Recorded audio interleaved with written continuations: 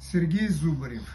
Я хочу для вас прочитать мое стихотворение, которое называется «Давай присядем у камина».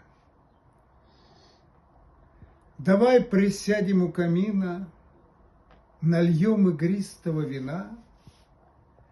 Пусть за окном в саду калина бормочет наши имена. Беззвучно будут наши тени качаться в запахе духов. Я, может, встану на колени, две строчки вспомнив от стихов.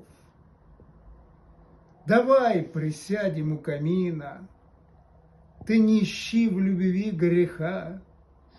В каминном зале есть картина работы то ли черныха.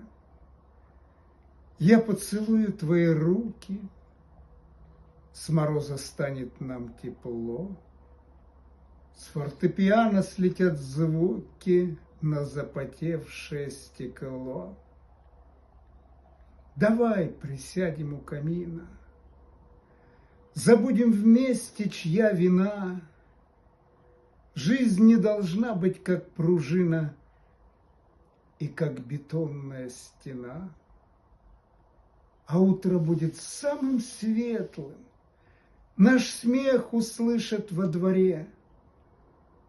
Давай присядем у камина с вином, как раньше, на ковре.